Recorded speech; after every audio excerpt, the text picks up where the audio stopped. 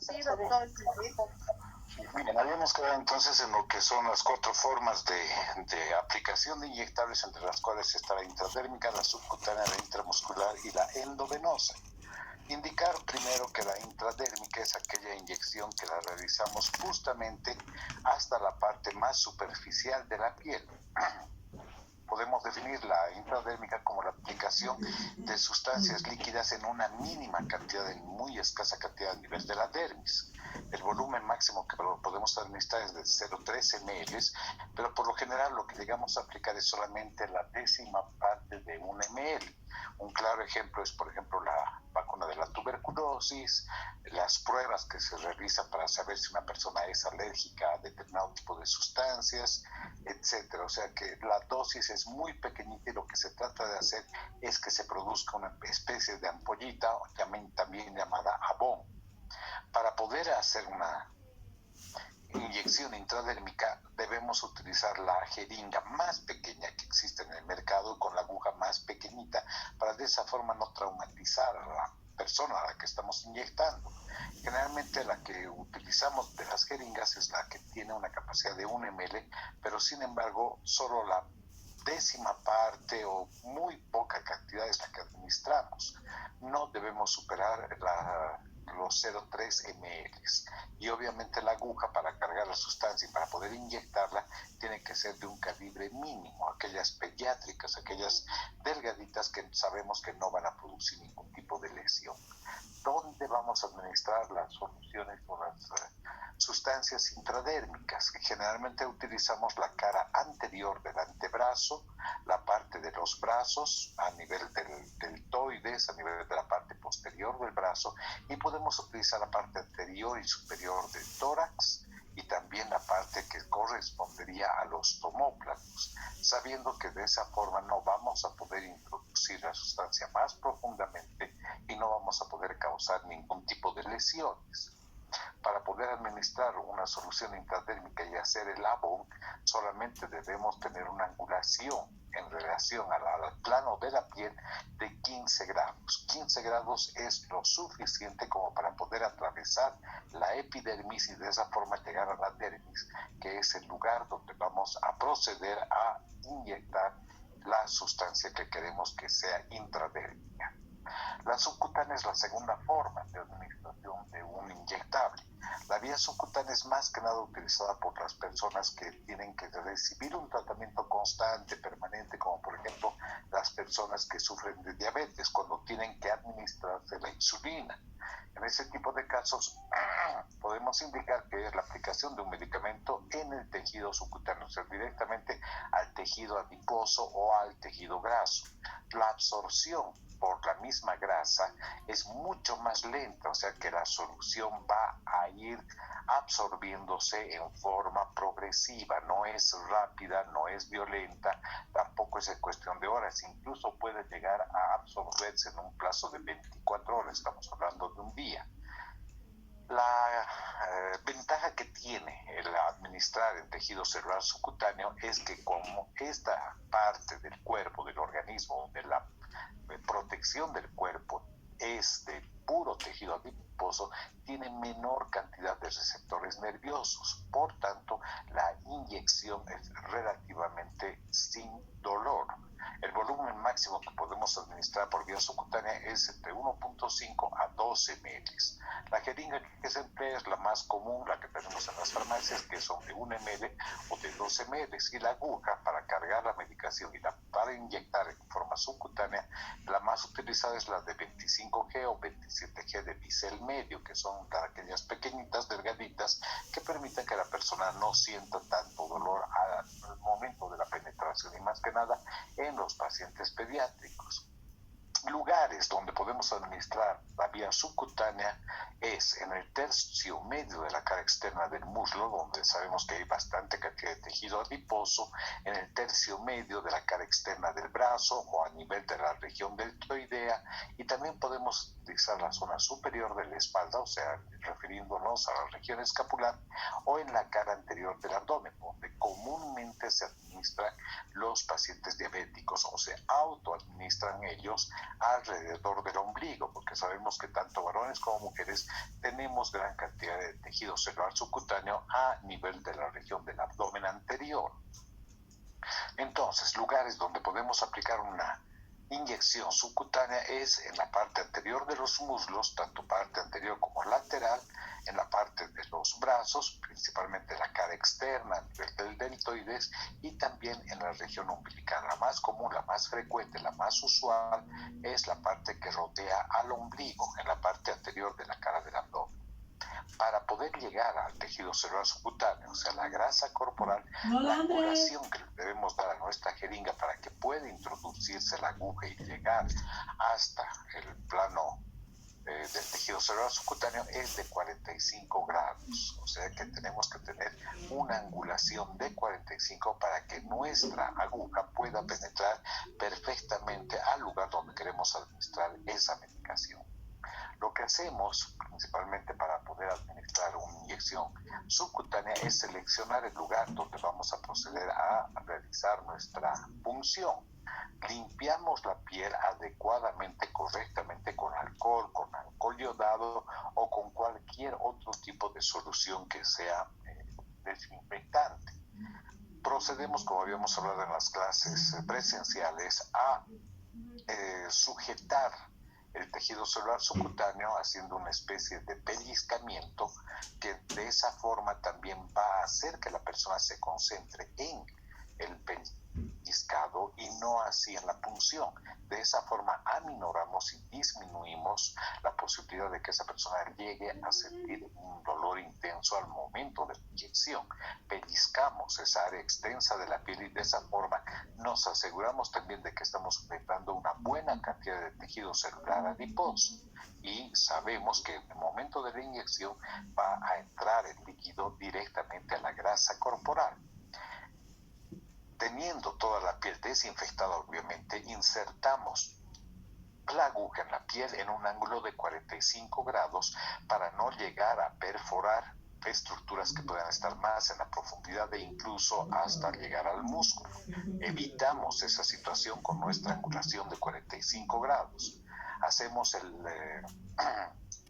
flebotaje, que es la aspiración del lugar donde hemos inyectado para saber que no estamos en vaso sanguíneo, para ver que no tenemos nada, ni una gota de sangre, y en ese momento empujamos el émbolo hacia abajo sin que soltemos el pellizco. Ese es el mejor truco para disminuir, para aminorar o directamente para hacer que la persona no sienta absolutamente ningún tipo de dolor, ni en el momento de la punción, ni en el momento de la introducción del líquido hacia el organismo. Una vez que hemos introducido absolutamente todo el líquido, y quiero que cabe recalcar que están viendo ustedes que la aguja ha entrado total y completamente. La aguja penetra por completo y hasta el tope, porque tenemos una medida específica, tenemos una medida adecuada, así que no tenemos la necesidad de solamente introducir una parte de la aguja o la mitad de la aguja, sino se introduce absolutamente toda la extensión de la aguja. Una vez que ya hemos introducido todo el líquido, sacamos la aguja de la piel en el mismo ángulo en la que hemos introducido, teniendo como les diría, la salvedad de que la aguja, al introducirla para causar menor dolor, debemos hacerla en forma rápida, y al momento de retirar la aguja del organismo también debemos retirarla en forma rápida. Si las vamos a retirar muy pausadamente, lentamente, corremos el riesgo de que a través del trayecto que hemos producido por la punción también pueda extravasarse o salirse el líquido que hemos introducido al organismo y perdemos cierta cantidad de ese líquido.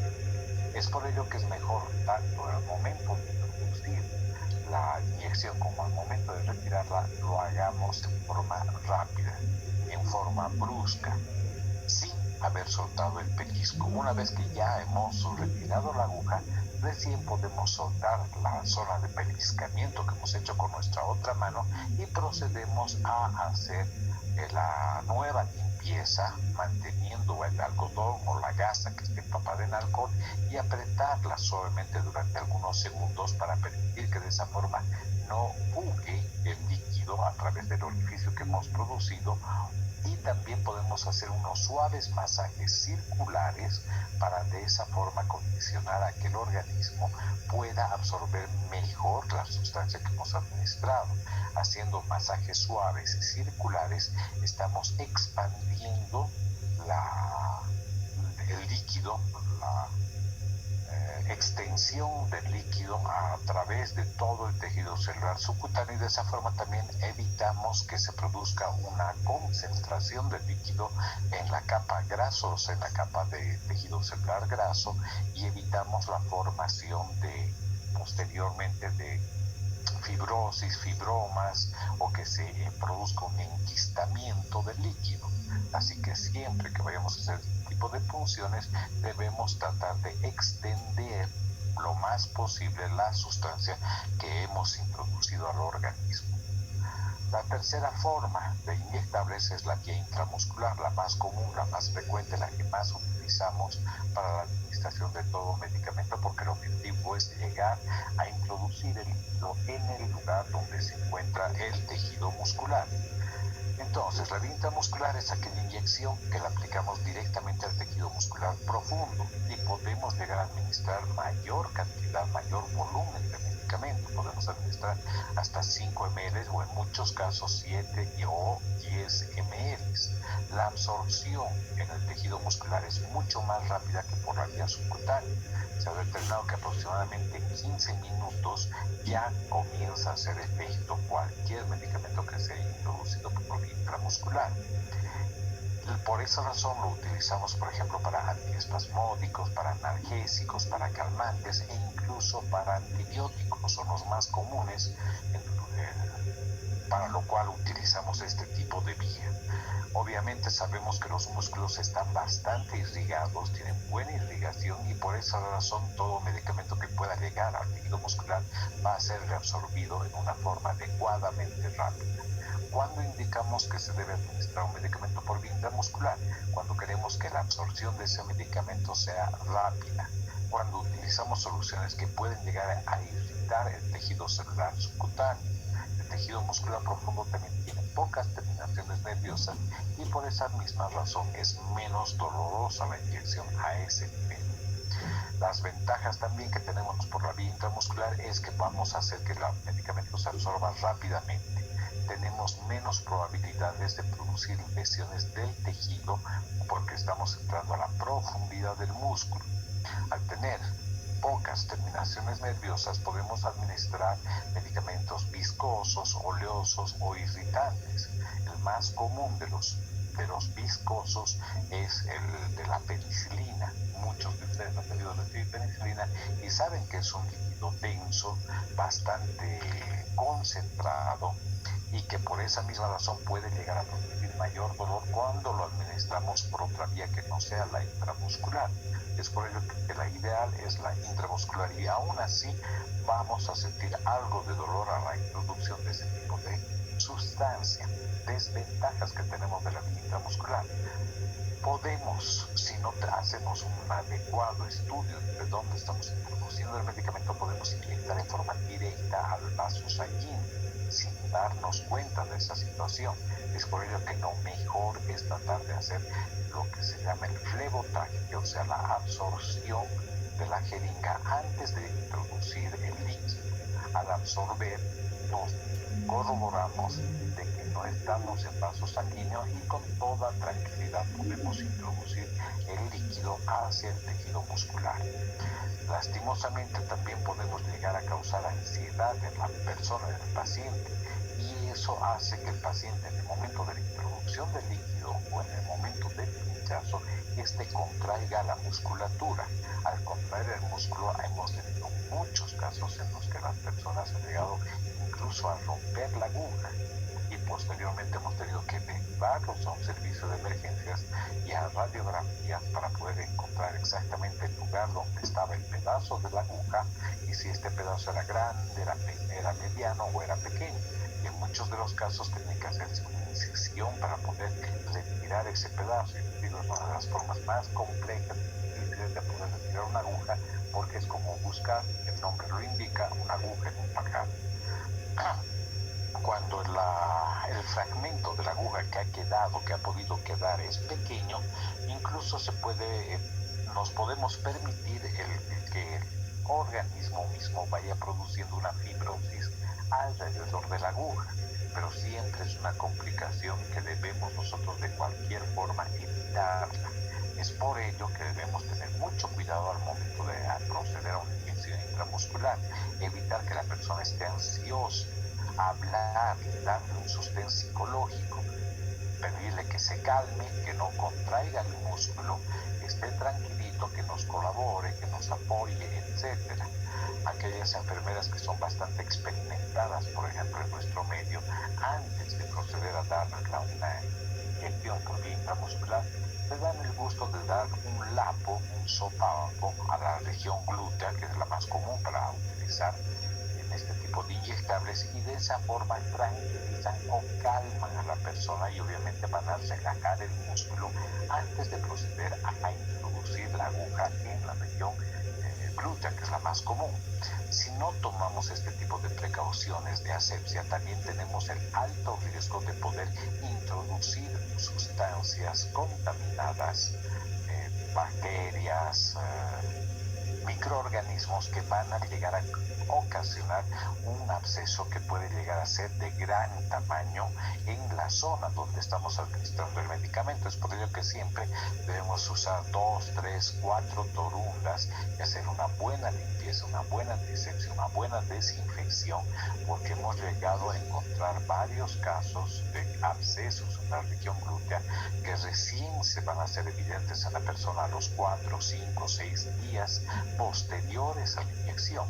A veces vienen personas que les han inyectado en una farmacia o les han inyectado en su domicilio o en un lugar sin haber hecho una buena desinfección, una buena limpieza, y han introducido microorganismos que han ido produciendo una cantidad determinada de pus dentro de esa inyección, y que a los 7, 8, 10 días va creciendo y va expandiéndose hasta producir un dolor tan intenso y un aumento de volumen que las personas llegan con su glúteo totalmente inflamado, hinchado, no pueden sentarse, no pueden pararse, no pueden caminar. El dolor es realmente intenso y hemos llegado a drenar abscesos de hasta 2 litros de pus producidos por una inadecuada desinfección de la zona al momento de aplicar un inyectable intramuscular. Para aplicar la inyección intramuscular y llegar a tener la certeza de que hemos llegado al tejido muscular, al músculo en la profundidad, debemos tener una angulación de 90 grados, o sea que debe estar total y completamente perpendicular al plano de la piel. Esa es la característica específica para que podamos lograr ingresar y saber que estamos en el tejido muscular, tener la certeza de que estamos en el músculo. Los sitios más comunes, más frecuentes para poder aplicar un medicamento por vía intramuscular son, en primer lugar, el deltoides, que en muchas personas no es un músculo grande, no es un músculo voluminoso y puede llegar a causar dolor. En algunos casos tienen tan poca musculatura a nivel deltoideo que cuando introducimos la aguja llegamos a tocar o llegamos a sentir cómo la punta de la aguja llega a tocar, a chocar con el hueso. Y en ese momento obviamente no nos queda otra que introducir el medicamento y vamos a producir una inflamación de la pequeña capa que recubre el hueso. Estamos produciendo una periostitis. Y eso es lo que causa frecuentemente el dolor después de inyectarle en la región deltoidea en las personas. Y ese dolor que queda en el brazo puede estar presente durante 2, 3 o 4 días. Es por esa razón, para evitar este dolor intenso que se puede producir en una inyección inyección deltoidea intramuscular, es mejor utilizar el glúteo medio. O sea, la región glútea es el lugar ideal para poder administrar un medicamento por vía intramuscular. También podemos usar la región anterior y lateral del músculo. El vasto lateral es otro lugar adecuado como para poder administrar cualquier medicamento, pero es de uso mucho menos frecuente y solamente lo utilizamos en los servicios de salud cuando debemos administrar un medicamento y encontramos que la persona, por ejemplo, tiene una quemadura o tiene una lesión que compromete ambas regiones glúteas y también puede comprometer esa lesión, esa quemadura, la región de los miembros superiores. En esos casos extremos, nuestra tercera ubicación es el vasto lateral del músculo. Pero cuando no tenemos ningún tipo de alteración, es mejor, en primer lugar, administrar a nivel del glúteo medio, en segundo lugar, la región deltoidea, y solamente para los casos excepcionales, usar la región del vasto lateral para una inyección intramuscular. La elección del lugar de la inyección para la administración intramuscular de medicamentos debe permitirnos tener en cuenta ciertos aspectos, entre los cuales está, por ejemplo, la edad de la persona, la cantidad de masa muscular, cuánto medicamento vamos a introducir y si es una sustancia oleosa, densa, etc. Zonas donde podemos administrar medicamentos intramusculares, ya lo hemos hablado, la región del glúteo, glúteo mayor, glúteo medio, la región deltoidea, la región ventroglútea y en último lugar, en última instancia, la cara externa del músculo. La más común y más frecuente es obviamente la zona dorsoglútea, para lo cual hacemos una cruz, una X, para el término de la región del glúteo y debemos administrar obligatoriamente en el cuadrante superior externo. Ese es el lugar donde no vamos a tener la probabilidad de producir ningún tipo de lesión a otras estructuras que puedan ser muy riesgosas cuando no sabemos inyectar adecuadamente en la vía intramuscular. Localizamos el cuadrante supero externo del glúteo, de la nalga, que evita que lesionemos principalmente el nervio ciático que emerge de la región del sacro y discurre a través de la parte interna para poder inervar lo que es el muslo y lo que es el miembro inferior. Podemos hacer esta inyección con la persona en posición de bipedestación, eso significa que esté de pie, pero siempre debemos indicarle que se relaje, que se quede tranquila y tratar de evitar cualquier tipo de situación que vaya a complicarnos la inyección intramuscular. Debemos evitar esta zona en los menores de 3 años porque los niños pequeños, los bebitos, no nos van a entender que tienen que estar relajados. Así que en los menores de 3 años lo que hacemos es aplicar en la región del vasto externo. Han debido ver ustedes que es mucho mejor, más frecuente y menos riesgoso el aplicar el medicamento en los niños pequeños de 2 años, de 1 año, en la región anterior y externa del músculo. Ya en personas que nos pueden entender, que tienen que estar tranquilas, relajadas y demás situaciones, podemos usar este cuadrante, el cuadrante superior externo. Cuando introducimos en el cuadrante superior interno, tenemos alta probabilidad de lesionar el nervio ciático. Y cuando se lesiona el nervio ciático, podemos tener incluso hasta una parálisis definitiva en la persona de todo el miembro inferior.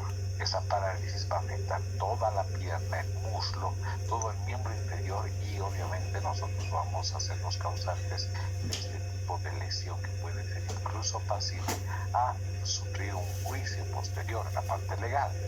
Lo mismo sucede con el cuadrante inferinterno, que tenemos alta probabilidad de lesionar también este músculo o el nervio ciático y podemos llegar a lesionar los músculos que se encargan del cierre de los esfínteres del esfínter anal o los músculos que van a permitir el cierre de la región rectal. Incluso podemos introducirnos en dirección al recto, a la región rectal, al ano, etcétera, produciendo graves complicaciones.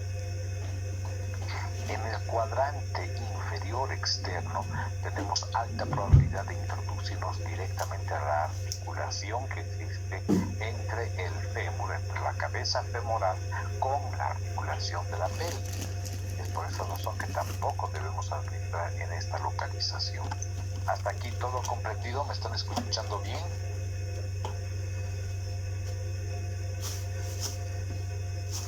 Sí, doctor. Gracias. Continuamos.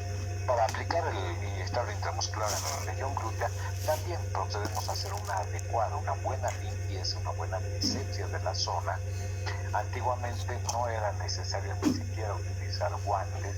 En la actualidad es imperiosa la necesidad de utilizar guantes para evitar cualquier tipo de contacto con la persona, ya que hemos encontrado mayor cantidad de microorganismos que pueden venir del paciente a la persona que está inyectando. En la actualidad ya no podemos tener esta ventaja de poderlo hacer a mano directa. Lastimosamente debemos usar guantes y debemos utilizar todas las medidas de protección que nos impidan entrar en contacto directo con la persona. Hacemos la introducción luego de nuestro pellizcamiento que va a minorar el dolor en la persona. Hacemos la introducción de nuestra aguja en una angulación de 90 grados. Una vez que hemos logrado introducir absolutamente toda la aguja hasta el tope, procedemos a aspirar la jeringa para saber que no estamos en un vaso sanguíneo. Cuando encontramos que nuestra aspiración no permite la salida de sangre, recién procedemos a introducir todo el medicamento sabiendo que estamos introduciéndolo directamente hacia el músculo, sin haber soltado el pellizcamiento que hacemos a nivel de la piel. Luego retiramos inmediatamente y rápidamente nuestra aguja, nuestra jeringa, y procedemos a hacer una adecuada antisepsia y aprovechamos de hacer el masaje en forma circular para expandir el medicamento y de esa forma podamos lograr una mejor absorción del medicamento en el lugar donde hemos hecho nuestra inyección. La zona ventroglútea, que es más anterior a los 4 cuadrantes que nos hemos dibujado en la región del glúteo, la zona ventroglútea es una de las más seguras porque a ese nivel no tenemos ningún tipo de estructura que podamos lesionar. Para ello podemos poner a la persona, al enfermo, en lo que llamaríamos un decúbito lateral, que esté echado de lado. Colocamos nuestra base tocando, palpando el trocánter mayor del fémur y luego abrimos los dedos de la mano y pinchamos entre el índice y el dedo medio. Podemos administrar en esta zona hasta 5 ml de volumen. Es la más común de uso también para los niños que tienen entre 5 años a 2, 3, 1 año, y también para los ancianos. Este es un método mucho más seguro y mucho más frecuente de poder usarlo, por ejemplo, para las personas añosas, para aquellas personas que tienen 60, 70, 80 años de edad. La zona deltoidea, que es la zona del hombro, debemos utilizarla solamente para casos excepcionales porque sabemos que va a producir bastante dolor. Lo que hacemos es ubicar nuestro acromión y a 3 traveses de dedo por debajo del acromión procedemos a colocar, a aplicar nuestro inyectable. Siempre tener en cuenta que alrededor de este músculo deltoides puede estar presente el nervio radial, y ese es el que llega hasta obviamente la mano, va a irrigar, va a inervar la mano, y podemos llegar a producir cierto tipo de lesiones cuando no ubicamos adecuada y correctamente el triángulo que están viendo en el brazo. Es por ello que también por el dolor producido por el medicamento puede hacer que la persona deje de movilizar el brazo incluso durante 2, 3 o 4 días. La cara externa del músculo, que la podemos usar tanto en ancianos como en niños, mucho más frecuente en niños, puede admitirnos hasta 5 ml de volumen. La persona puede estar echada, puede estar sentada o puede estar parada. Delimitamos una banda imaginaria que vaya por la cara externa del músculo, elegido desde el trocánter mayor hasta la región de la rótula. La la ubicación óptima para poder inyectar un medicamento es 5 centímetros por arriba y por debajo del punto medio. Esa es la zona de elección tanto para niños como para personas de edad mayor, para ancianos.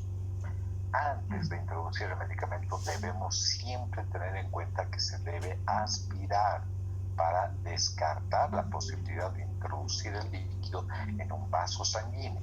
En caso de que hayamos encontrado sangre, entonces inmediatamente no introducimos el líquido, no introducimos el medicamento, extraemos la aguja, cambiamos la jeringa, cambiamos la aguja y procedemos a pinchar en otro lugar.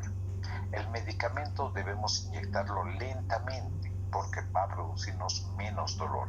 Aproximadamente podemos tardar 30 segundos, 1 minuto, hasta 2 o 3 minutos si ustedes quieren, pero debemos inyectar lentamente.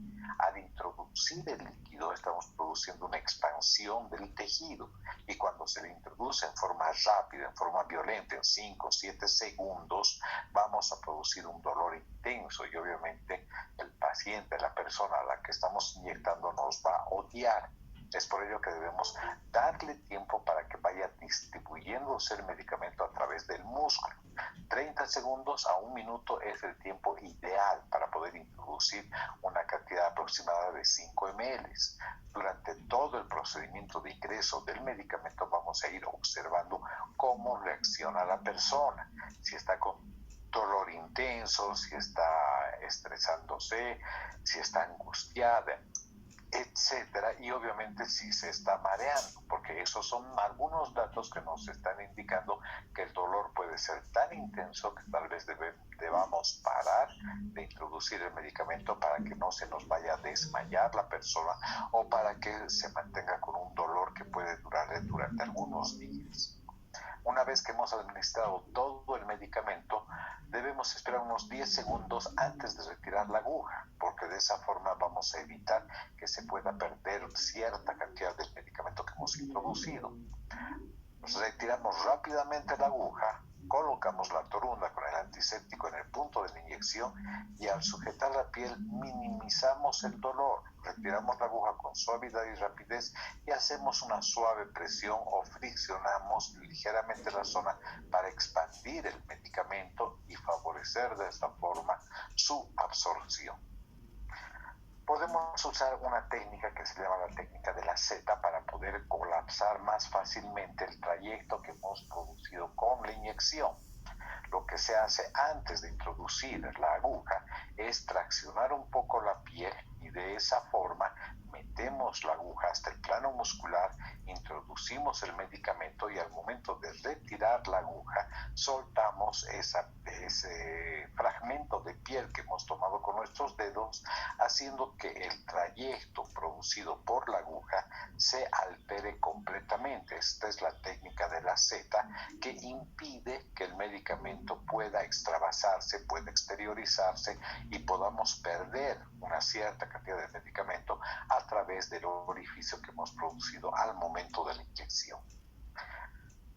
Complicaciones que podemos tener de la administración de medicamentos a la vía intramuscular: la formación de hematomas, porque inesperadamente podemos haber llegado a funcionar un vaso sanguíneo, una arteria, una vena, y puede producirse la extravasación de la sangre hacia el tejido celular subcutáneo e incluso hasta el plano de la piel, hacia la dermis.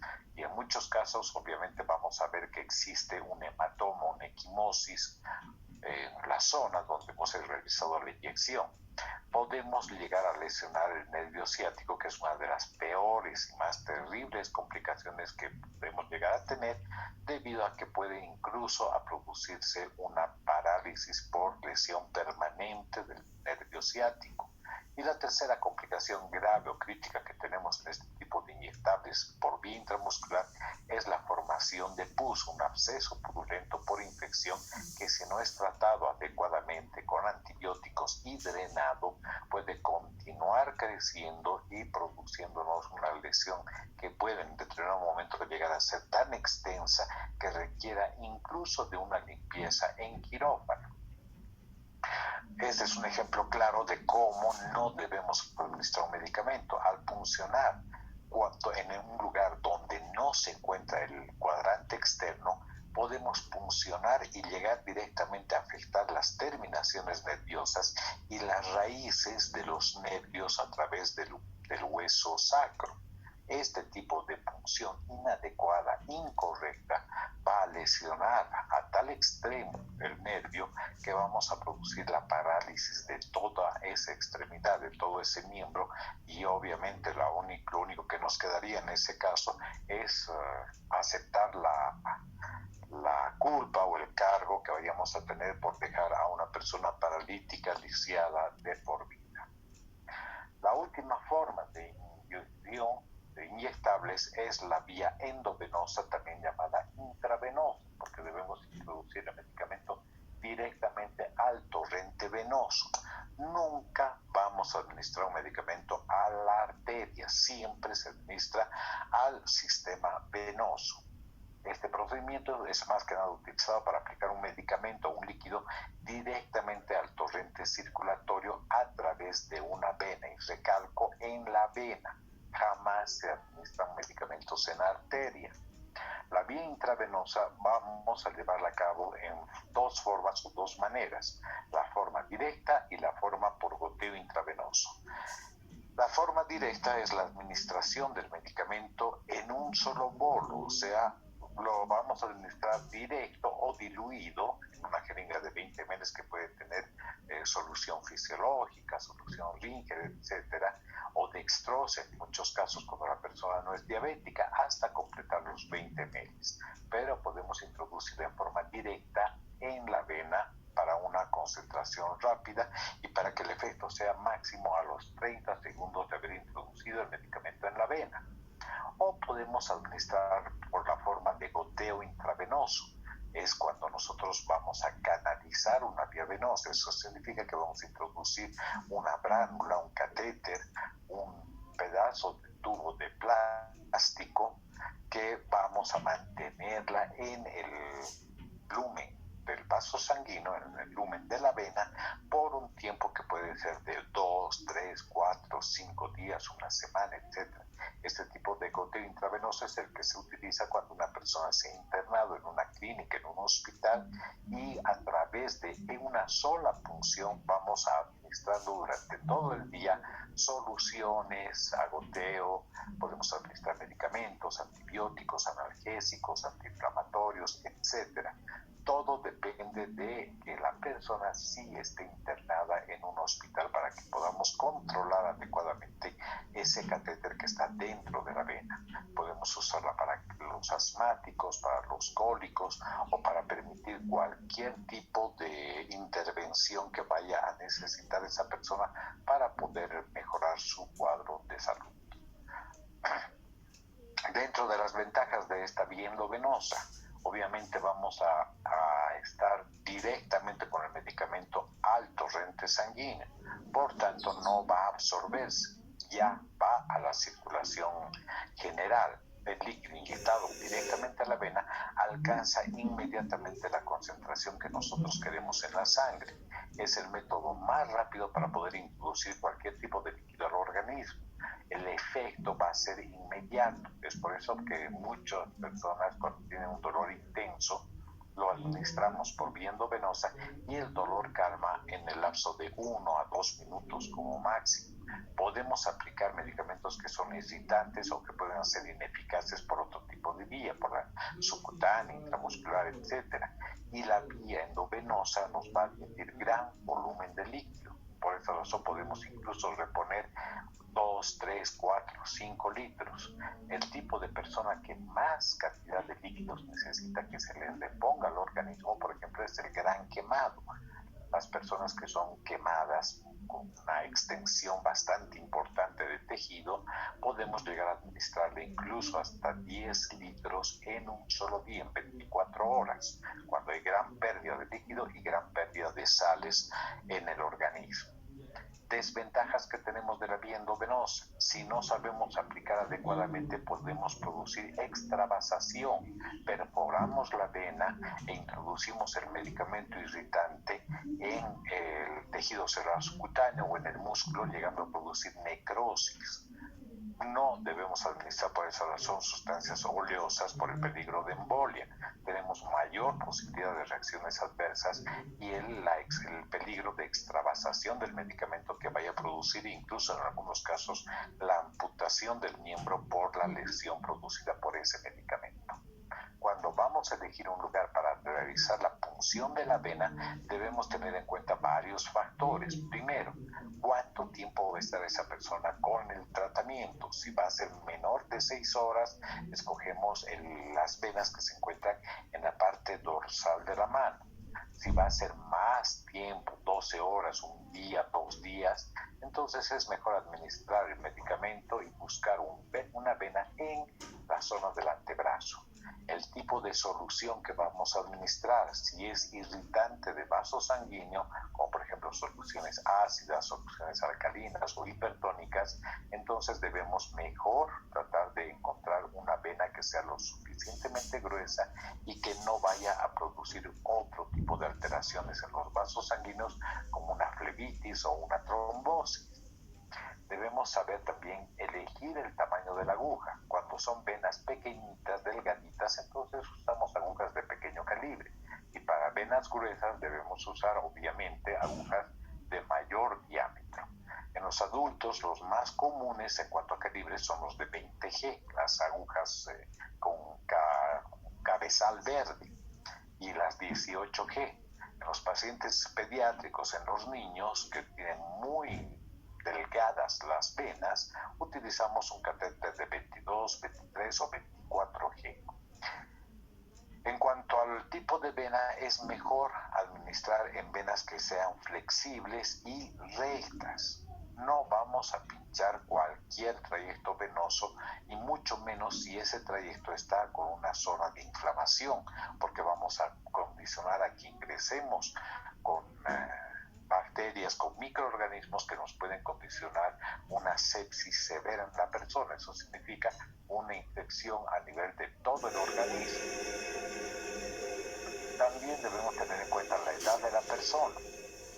En los bebitos, en los recién nacidos, en los lactantes, hasta que llegan al año de edad, es mejor utilizar las venas que se encuentran en el cráneo, en la cabeza, porque esas son las venas más gruesas. Lo más grande que tiene el bebé en el momento del nacimiento y por lo menos durante un año es la cabeza. En cambio, en los adolescentes, en los adultos, podemos usar tranquilamente las venas de la mano o del antebrazo. En los bebés es mejor las venas epicraneales, que son mucho más gruesas y más grandes que el resto de las venas que podamos encontrar en todo el organismo. En los ancianos preferimos las venas del antebrazo porque a veces las de las manos ya están con un trayecto tortuoso y son difíciles de fijar al momento de pincharlas. Por esas razones que se han inventado estas agujas que son conocidas como agujas mariposa, también llamadas agujas scalp. Estas agujas scalp que tienen estas aletitas, estas alas de plástico, permiten que se fijen mucho mejor a la zona del cráneo. Por esa razón, estas agujas mariposa o agujas scalp se las utilizaba en los pacientes pediátricos para poder canalizar una vena de la región del cráneo, generalmente la región parietal, la región occipital, etc. En la actualidad ya se está desechando su uso y es mucho menos frecuente el poder usarla en este tipo de pacientes pediátricos. El material que podemos usar para las inyecciones obviamente son las soluciones que pueden ser de 1, 2 litros, 500 ml, las jeringas, el equipo de venoclisis y las bránulas. Las bránulas son las más frecuentes, comunes y constantes de uso en los hospitales y para administrar soluciones porque en su interior tienen una aguja metálica con la cual atravesamos la piel y luego solamente dejamos una pequeña cánula que es de plástico y que no va a producir mayor lesión dentro del organismo de la persona. Tenemos que tener siempre nuestra sustancia antiséptica y uno de los mejores antisépticos a ser utilizados obviamente es el alcohol mezclado con yodo, el alcohol yodado para desinfectar y para impedir que se produzca una zona de infección o el ingreso de un microorganismo que vaya a producirnos una zona de absceso. El material utilizado para una vía parenteral endovenosa son las bránulas, como habíamos dicho, que tienen por dentro una aguja metálica que permite el ingreso, el pinchazo a través de la piel, y luego solamente se queda un catéter que es de plástico, que es la parte que recubre a la aguja, y que ese catéter de plástico, esa bránula, se puede quedar 2, 3, 4 días en el organismo sin causar ningún tipo de alteración. Las agujas mariposas son las que se utilizan en la parte pediátrica, son las más comunes y frecuentes para la región epicraneana, y también podemos solamente dejar lo que llamaríamos un taponín. En la farmacia podemos ustedes pedir con el término taponín, y así no es necesario que esté constantemente conectada la bránula a una solución, a un equipo de venoclisis. El taponín tiene en su composición y agregantes plaquetarios, tiene anticoagulante que impide que se llegue a producir un coágulo que llegue a cerrar el catéter que estamos dejando en una vena, y de esa forma podemos administrar medicamentos cada 4 horas, cada 6 horas, etcétera. Tiene en su composición principalmente el anticoagulante, que es la heparina. Zonas donde podemos administrar medicamentos en las extremidades: en la extremidad superior y en la extremidad inferior. Comenzamos siempre por la red venosa dorsal de la mano. Ahí tenemos el inicio de las venas, tanto cefálica como basílica, que discurren también a través del antebrazo y llegan hasta la región del brazo. En el antebrazo están las cefálicas, las antebraquiales. En la fosa antecubital está la vena basílica, que es la más común, la de elección para poder administrar soluciones. También tenemos la cubital, etcétera, y las afluentes de la vena cefálica. En el brazo está tanto la vena basílica como la vena cefálica, en las cuales podemos administrar soluciones o medicamentos directamente a la vena. Y en el pie, la red venosa dorsal del pie, cuando ambos miembros superiores están quemados o tenemos una lesión severa, crítica, o tal vez amputación de los miembros superiores, tenemos que utilizar la red venosa del miembro inferior, la más común, la red venosa dorsal del pie, o incluso podemos utilizar en la zona inguinal las venas safena interna y la vena femoral, en casos muy extremos, en casos muy infrecuentes. Lo más común es usar todo el trayecto venoso, tanto de la vena cefálica como de la vena basílica, que vienen desde la región dorsal de la mano, por el antebrazo, hasta lo que llamaríamos la M venosa a nivel de la región del codo. Es la más común, es la más frecuente, y es donde generalmente vamos a utilizar tanto para administrar medicamentos como los expedientes de laboratorio para retirar las muestras de sangre que son requeridas en muchas personas, en muchos pacientes. La M venosa está formada por los afluentes de la vena cefálica y de la vena basílica, y es ahí donde podemos utilizar esas venas y ese engrosamiento para poder administrar cualquier medicamento por vía endovenosa. Para lograr una mejor dilatación, un mayor engrosamiento de la vena, usamos generalmente lo que se llama la ligadura.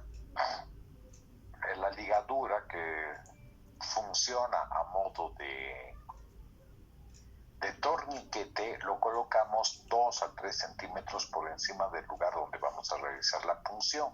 De esa forma dilatamos, engrosamos la vena, y es mucho más fácil el poder canalizarla. Una vez que hemos canalizado la vena, que hemos obtenido sangre, introducimos el medicamento, inmediatamente debemos liberar nuestro torniquete, debemos liberar nuestra ligadura para que vaya el medicamento a través de la circulación general hacia el resto del organismo.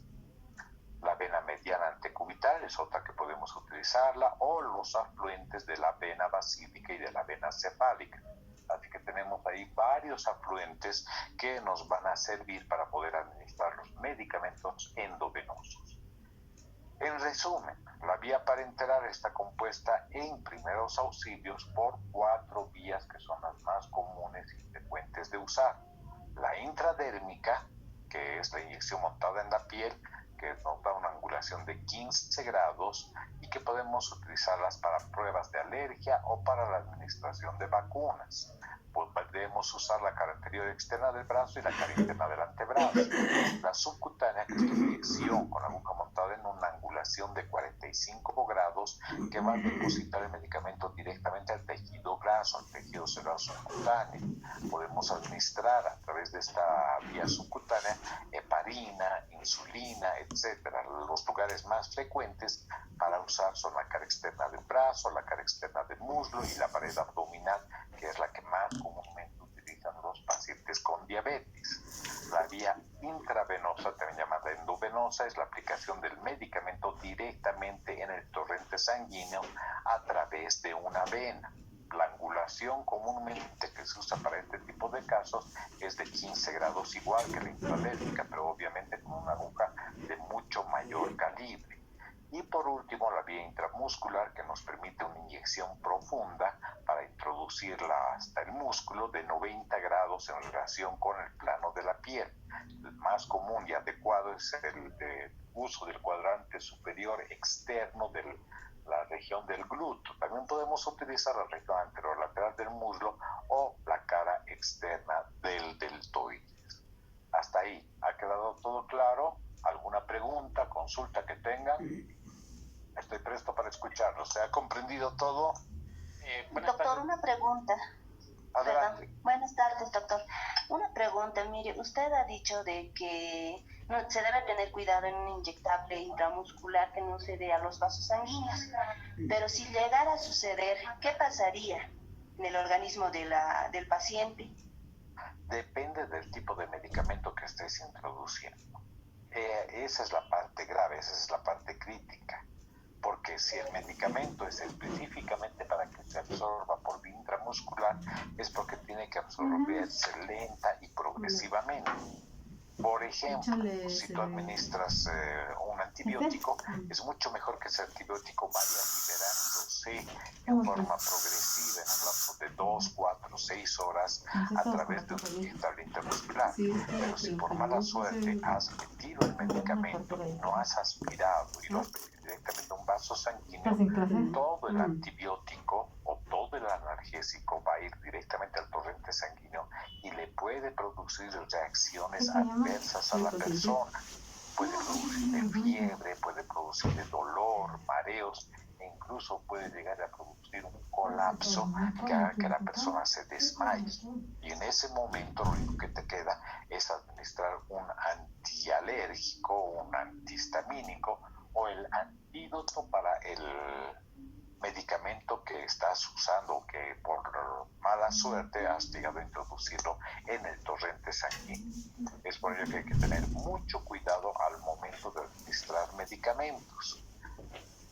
Y si has tenido esa mala suerte, puedes tener grandes efectos o reacciones adversas en la persona.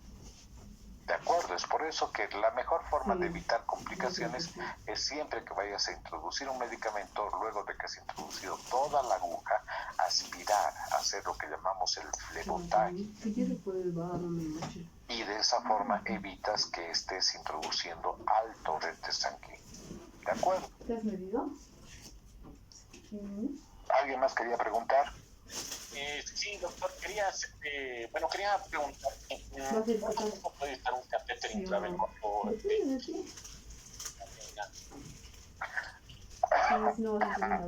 Bien, hay varios tipos de catéteres intravenosos.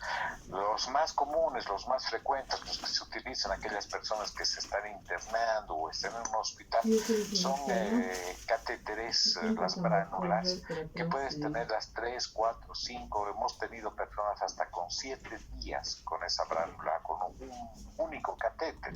Pero generalmente la persona que está con varios días con el catéter dentro de su vena, generalmente por el movimiento que tiene al levantarse, al caminar o al ir al baño, se mueve ese catéter y sale del lugar adecuado, que es dentro del lumen sanguíneo, dentro del lumen de la vena.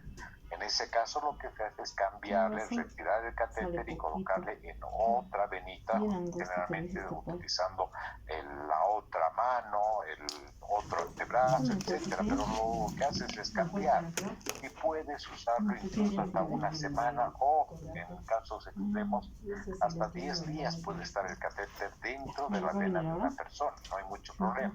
Si la persona, por ejemplo, va a estar en terapia intensiva o va a necesitar de recibir soluciones, sueros durante más tiempo, en ese tipo de casos utilizas otro catéter que es mucho más grueso y lo introduces a través de la vena yugular, o puedes utilizar ese mismo catéter a través de la vena subclavia. El catéter yugular o subclavio que se utiliza en terapia intensiva, por ejemplo, puede quedarse incluso hasta un mes dentro del lumen vascular de una persona sin causar complicaciones. Realmente que mientras más tiempo permanezca un catéter en el organismo de una persona, tiene mayor probabilidad de ser una puerta de entrada, una puerta de ingreso para microorganismos. Es por ello que siempre que vayas a usar ese tipo de métodos invasivos, tienes que tener la certeza de que vayas a usar antibióticos en esa persona. Pero solamente si vamos a tratar de catéter, puedes tenerlo una semana, 10 días. Y cuando vas a usarlo más tiempo, usas catéteres en en venas más gruesas y puedes mantenerlos incluso hasta un mes y irlos cambiando progresivamente. Puedes cambiar a las 3 semanas, puedes cambiarlo al mes, dependiendo de la zona y dependiendo de la probabilidad de infección que tengas en la zona. Pero lo más común, lo más frecuente es usarlo 3 días. Lo usas 3, 4 días y luego lo retiras porque ya no son necesarios, porque la persona ya ha pasado la etapa aguda, porque la persona ya no necesita antibióticos, está evolucionando adecuadamente, está evolucionando favorablemente y en ese caso ya puedes en todo momento administrar los medicamentos por vía oral. Ya no va a ser necesario ser tan agresivos de administrarlos por vía parenteral. Así que mucho depende de la evolución del paciente, de la necesidad de que esa persona tenga un catéter por un tiempo de 2, 3, 4 días, una semana o hasta incluso un mes. ¿De acuerdo? Le he mandado al José. Sí, doctor. Tenía otra pregunta más, doctor. Al momento de cargar, por ejemplo, un medicamento, ¿cuál sería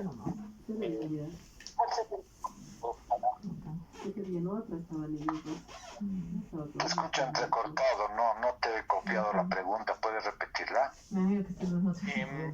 Cuando cargamos, doctor, el medicamento del vial, ¿cuál sería el mejor método para que ingresen pequeñas burbujas de aire? No, te he vuelto a perder. Cuando cargamos el medicamento del vial, ¿cuál sería el método? Para evitar de que no ingresen burbujas de aire, doctor. No, difícilmente vas a poder evitar que entren burbujas de aire. Una de las formas más prácticas para poder cargar todo el medicamento incluso es introducirle aire al vial, al frasquito, a la botella de medicamento en polvo, le introduces el líquido, lo diluyes bien y luego aspiras ese líquido. Y generalmente vas a aspirar aire. Difícilmente, porque tú sabes que el aire está presente en todo lugar.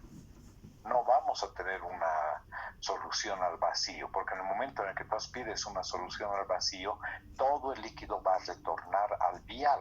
Así que de hecho vas a tener que cargar tu jeringa con algo de aire, ya sea un cc, 2 cc's, vas a tener burbujas. En ese tipo de casos, para poder retirar todo ese aire excedente que tienes, lo único que te queda es golpear, darle algunas palmaditas a la jeringa y de esa forma tratar de sacar, de expulsar al aire el aire que se encuentra dentro de la jeringa y esperar a que salga una gotita de líquido. Y de esa forma ya sabes que tu aguja está bien cargada y que no tiene absolutamente nada de líquido, de aire en su interior.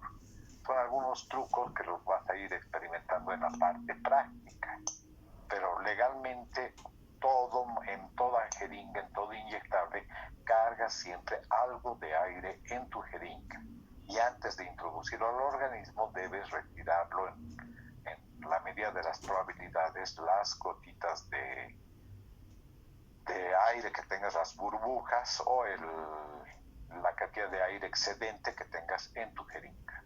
No sé si me he dejado entender. Sí, doctor. Y otra consulta, perdón, doctor. Una embolia gaseosa, ¿a partir de cuánta cantidad de aire que no producen las transformar? 40 a 50 centímetros cúbicos. Así que el hecho de que introduzcas en una vena una burbuja, 2 burbujas o un cc de aire no va a producir ningún tipo de lesión a la persona. No le va a producir lesión. La embolia gaseosa, la embolia por aire, se produce cuando se ha introducido más de 40 a 50 cc de aire en la vena, no menos. Así que puedes tranquilamente, por mala suerte, porque no te has dado cuenta, porque has cometido un error al conectar el equipo de venoclisis, por la emergencia, por la ansiedad que puedas tener o cometer un error, puedes introducir al torrente sanguíneo cierta cantidad de aire, cierta cantidad de gas, vale el término. Pero si es un cc, 2 cc's, no vas a llegar a producir una embolia gaseosa. Muy difícil, te digo imposible. Te presentará un caso en 10 millones en los cuales un cc o 2 cc's de aire vayan a producir una embolia gaseosa. Generalmente se produce la embolia gaseosa cuando se ha excedido la cantidad de aire introducido en forma directa a la vena. Eso todo me es compró. encima de 40 a 50 Si me duele la cc cabeza. de aire. O cuando has agarrado el equipo de venoclisis y le has metido una soplada dentro. En este caso, obviamente, sí, la persona va a fallecer porque has introducido más de 40 cc de aire. ¿De acuerdo? Voy a ir al día. Sí, doctor, muchas gracias. ¿A cuánto te ¿Alguna compras? otra pregunta que tengan, chicos? A 8 me va a venir un pan. ¿Cuánto mismo es esto? ¿Quieren continuar o lo paramos aquí? La próxima semana es receso académico, ¿no? ¿Es así? Sí, doctor. ¿Te lo? El rojo. ¿Qué les han indicado de la próxima?